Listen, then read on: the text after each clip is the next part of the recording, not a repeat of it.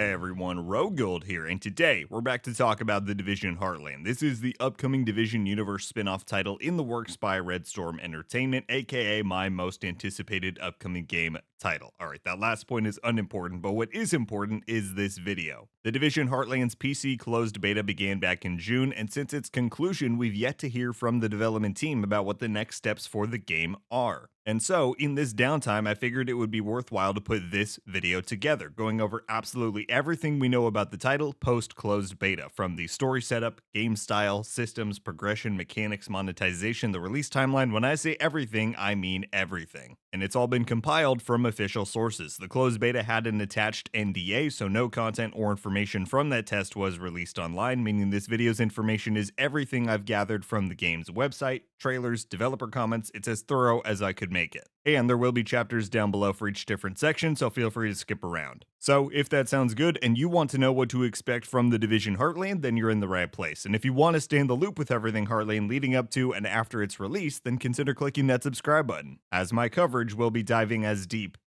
goes. Any support is appreciated. Without further ado, let's get into this. And let us begin with the story setup for the Division Heartland. I think given the game's nature, many people are expecting there to be less intensive story to immerse in compared to other Division games or just in general. However, from what we know, that looks to not be the case. Heartland is taking us out of the big cities and into a town called Silver Creek, a fictional location in the Division universe. And it looks to be the setting for quite a few mysteries that we're going to have to uncover. The first and foremost one is that our point of contact in the town is Agent Mackenzie Reed. She arrived here hot on the trail of a rogue Division agent, Killian Tower. Tower was Mackenzie's cell commander back in Boston, before one day he eliminated his entire team, save for Mackenzie, and vanished from sight. Mackenzie was left distraught and bewildered and was left with no choice other than to follow his trail, which has led her straight to Silver Creek, forcing her to question what Tower's motivations were for betraying the Division and why he's now here in Silver Creek. There's also been a lot of background lore established about the town regarding what's taken place here since the Green Poison outbreak. It's worth noting that Heartland is taking place further into the timeline than the Division 1 and 2 were, roughly a year after the outbreak began, and so we know about a local militia that was holding things down, conflict arising there,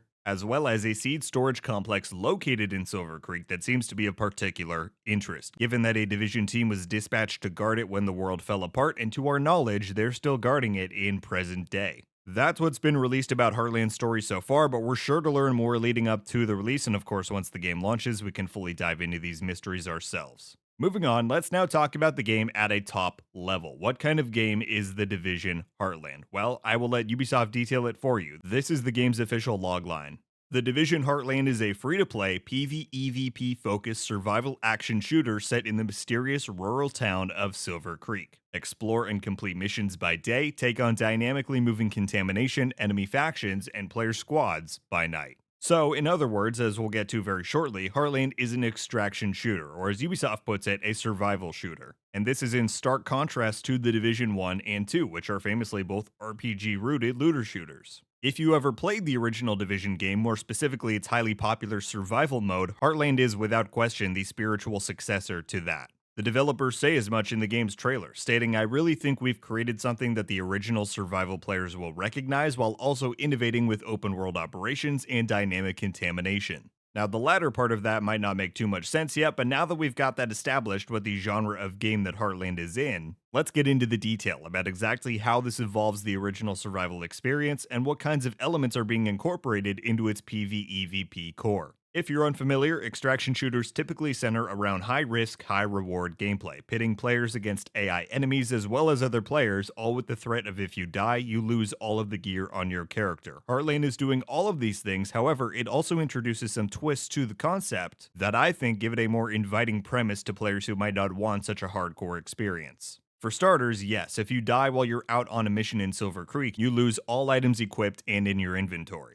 Unlike competitors in the genre, however, Heartland offers you a unique choice for what kinds of threats you want to face out in Silver Creek, and that is through the day and night cycle. Now, you've experienced this plenty in games before, I'm sure. Sometimes it's daytime while you're playing, sometimes it's night. The twist here is that Heartland is incorporating that directly into the gameplay. During the day cycle, Silver Creek is entirely PvE, meaning even though you'll encounter other players out in the world, they're friendly, or at the very least they won't be able to shoot or otherwise damage you regardless of their evil desires. This means you can focus on fighting NPCs, looting, scavenging, and extracting. That's the key here. Extraction is necessary in order to leave a session in Silver Creek and keep the items that you've collected intact. And if you only want to fight AI, you can do that. Just be sure to extract before nightfall, because once the night cycle kicks in, this is when PvP becomes enabled. Now, you're not only contending with AI, but other players as well. And from the sounds of it, nighttime will feature its own unique threats, rewards, and content to dive into. All of this hasn't even scratched the surface of the survival aspect of the game, however, so let us get into that. Viral contamination has always been a prevalent concept in the Division before, but Heartland seems to be taking it to the next level. While you're in Silver Creek, these contamination storms will grow, and instead of them being static zones or outwardly expanding rings, this contamination mechanic is dynamic. It grows in small pockets and ebbs and flows from there. You never know if it's going to merge different bubbles together, turn left, right, or in all directions. It's an entire threat in and of itself, and you never know which part of the town it's going to consume next. And if you're caught in the contamination for too long, you're going to get sick, which comes with its own whole set of debuffs and problems. Luckily, there is a way to prevent this, and that is with filters, which will be a consumable you carry with you and can be applied to absorb a set amount of viral buildup before they deplete. So the contamination is one aspect to survival in Heartland. The other that is mentioned is dehydration. You can find water out in the world of Silver Creek, but go too long without finding any or drinking it, and your character will become dehydrated, assumedly coming with some negative effects for your agent. Alright, well, we've talked a lot about how the world of Silver Creek has it out for you, but what can you do to grow your power? It comes in the base of operations, housing all of your main progression systems in Heartland. Any previous Division player should be familiar with these. They're basically the center for everything. This time our boo is an old rocket rink. It's a fully shared space with other players. Here you can get your missions, and by completing those, further upgrade the boo's capabilities. The base has a fabrication station, allowing you to craft gear and otherwise essential survival components. It also has your armory, which allows you to store items and materials for future runs. And this is probably a good time to talk about loot, gear, and weapons, given they're so core to the Division's other games, obviously because they are looter shooters. But how much does Heartland being an extraction shooter change the formula? Well, loot certainly does exist, however, it's in a much more simplified form compared to previous Division games. And I think that's very intentionally done to better align with Heartland's more realistic and survival-based experience. Loot in Heartland features the same types of stats, talents, and mod slots the Division fans are accustomed to. As I said, it's all just in a reduced capacity. As far as character progression, however, Heartland also features classes. The three we know of so far are the Weapons Expert, Medic, and Survivalist. These classes give you a unique perk, like the Weapons Expert can highlight enemies that they shoot, as well as each one providing you with a skill to use. The Weapons Expert grants you an assault turret, the Survivalist a UAV drone, and the Medic was skipped over in the trailer. So that's one form of player power that we will be able to gain, but we also have to talk about the new mechanics Heartland is introducing to the gameplay that will allow for players to further flex their tactical muscles.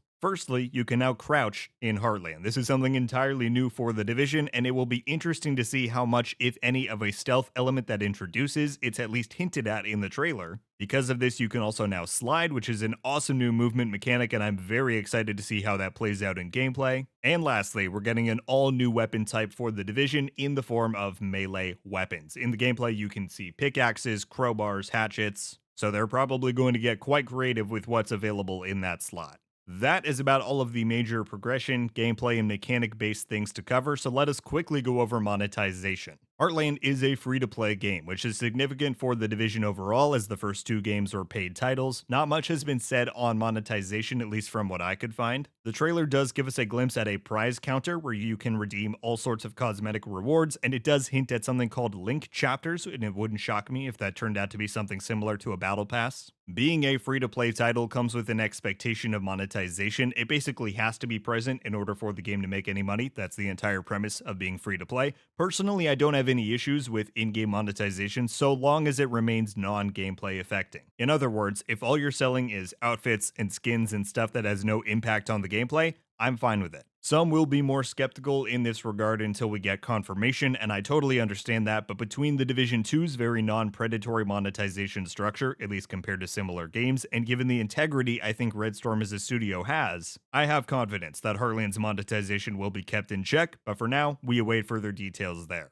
One other very exciting feature that has been confirmed for the game, I saved one of the best for last, Heartland will feature full crossplay and cross-progression support. So you'll be able to play with any of your friends regardless of their platform, and you can do it on any gaming device you may own. That might not be a huge selling point for some, but it is a first for a Division game, so that's pretty exciting. The last thing I wanted to cover is a release timeline. When are we expecting the game to launch? Heartland will be releasing on PC, PS4, Xbox One, PS5, and the Xbox Series X and S. However, at this time, we do not yet have a definitive release date nor window. As I mentioned at the start, the closed beta for the game did recently conclude. When it comes to game development, the beta phase is the last phase of testing prior to a full release, so the assumption is that we likely won't have to wait too long here. I did a video recently going into a much greater investigative dive on the potential release window. If you want to check it out, I'll link it up above and in the description below. But suffice to say, I don't think we're going to be waiting all that long before it's in our hands. My friends, that is everything we know about the Division Heartland. As previously stated, I am very excited for this game, have been since the day it was announced, and I truly cannot wait for the release. I hope you all found the video to be informative, entertaining, life-changing. Just kidding. Let me know your thoughts down below on everything Heartland, everything we covered. What are your impressions and reactions to what we know about the game, and what are you most looking forward to, or conversely, are most hesitant about? If you want to connect with me, I highly encourage you to check out our Discord server and my other social pages, all linked down in the description below. But that is going to do it for me today, everybody. Thank you all so much for watching. I'll see you in the next one. RogueGold. Out.